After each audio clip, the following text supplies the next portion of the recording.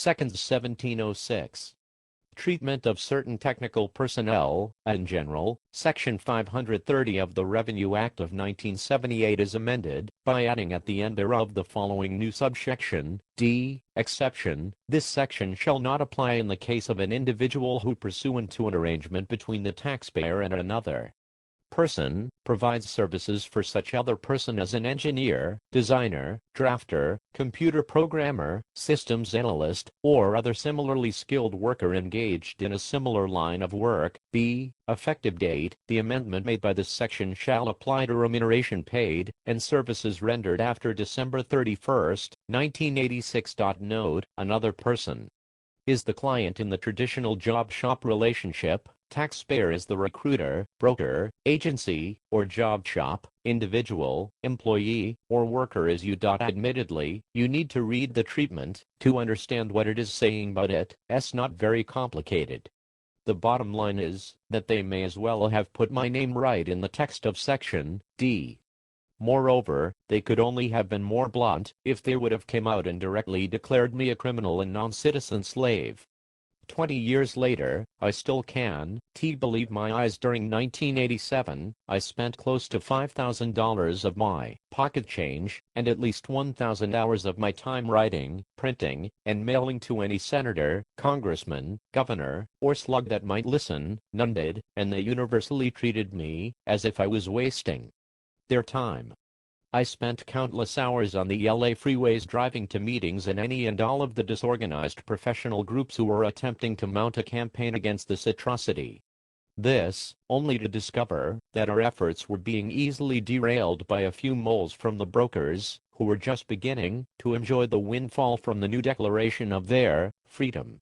Oh, and forget, for all of the time I was spending on this, I was losing income that I couldn't bill clients after months of struggling. It had clearly gotten to be a futile exercise.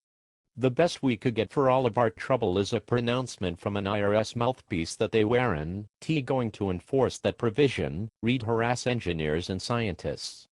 This immediately proved to be a lie, and the mere existence of the regulation began to have its impact on my bottom line. This, of course, was the intended effect. Again, rewind my retirement plans back to zero and shift them into idle.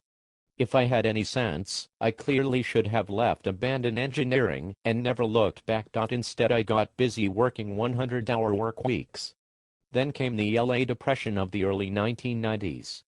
Our leaders decided that they didn't need all of those extra Air Force bases they had in Southern California, so they were closed, just like that.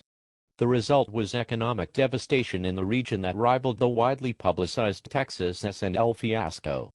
However, because the government caused it, no one gave a shit about all of the young families who lost their homes or street after street of boarded-up houses abandoned to the wealthy loan companies who received government funds to shore up their windfall. Again, I lost my retirement. Years later, after weathering a divorce and the constant struggle trying to build some momentum with my business, I find myself once again beginning to finally pick up some speed. Then came the combust in the 911 nightmare. Our leaders decided that all aircraft were grounded for what seemed like an eternity, and long after that, special facilities like San Francisco were on security alert for months. This made access to my customers prohibitively expensive. Ironically, after what they had done, the government came to the aid of the airlines with billions of our tax dollars. As usual, they left me to rot and die while they bailed out their rich, incompetent cronies with my money.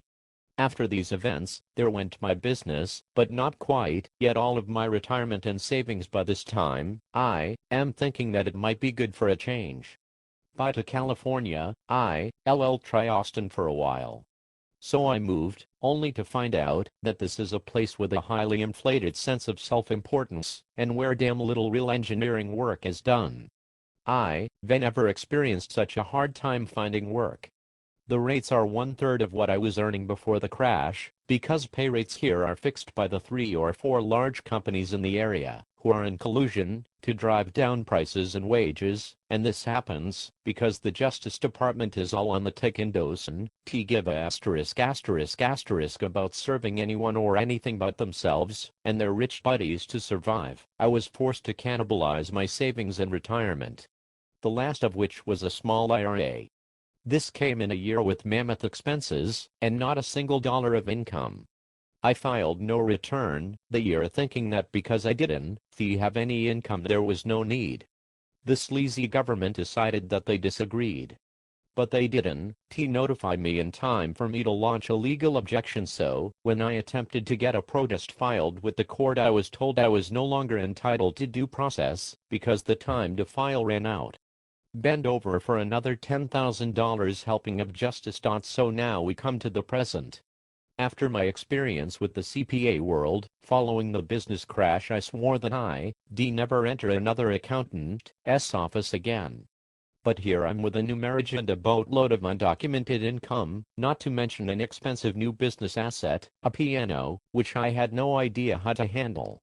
After considerable thought I decided that it would be irresponsible not to get professional help, a very big mistake.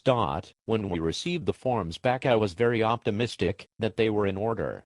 I had taken all of the year's information to Bill Ross, and he came back with results very similar to what I was expecting. Except that he had neglected to include the contents of Cheryl's unreported income, $12,700 worth of it. To make matters worse, Ross knew all along this was missing and I didn't have a clue until he pointed it out in the middle of the audit. By that time it had become brutally evident that he was representing himself and not me. This left me stuck in the middle of this disaster trying to defend transactions that have no relationship to anything tax-related. At least the tax-related transactions were poorly documented. Things I never knew anything about, and things my wife had no clue would ever matter to anyone.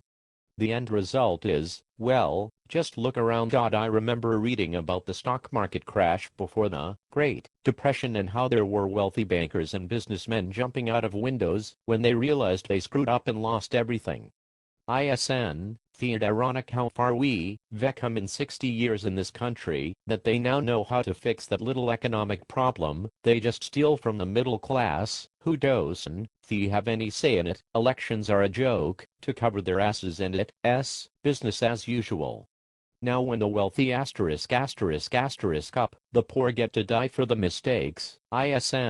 That a clever, tidy solution. As government agencies go, the FAA is often justifiably referred to as a tombstone agency, though they are hardly alone. The recent presidential puppet G.W. Bush and his cronies in their 8 years certainly reinforced for all of us that this criticism rings equally true for all of the government.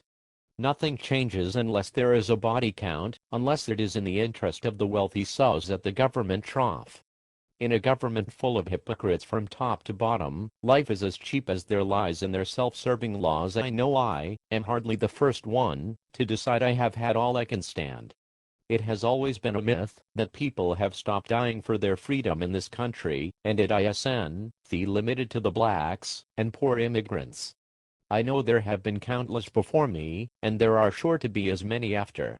But I also know that by not adding my body to the count, I ensure nothing will change. I choose to not keep looking over my shoulder at Big Brother while he strips my carcass. I choose not to ignore what is going on all around me. I choose not to pretend that business as usual continue. I have just had enough. I can only hope that the numbers quickly get too big to be whitewashed and ignored, that the American zombies wake up and revolt. It will take nothing less. I would only hope that, by striking a nerve, this stimulates the inevitable double standard, knee-jerk government reaction that results in more stupid draconian restrictions. People wake up and begin to see the pompous political thugs and their mindless minions for what they are. Sadly, though I spent my entire life trying to believe it wasn't so, but violence not only is the answer, it is the only answer. The cruel joke is that the really big chunks of shit at the top have known this all along and have been laughing at and using this awareness against fools like me all along. I saw it written once that the definition of insanity is repeating the same process over and over and expecting the outcome to suddenly be different. I'm finally ready to stop this insanity.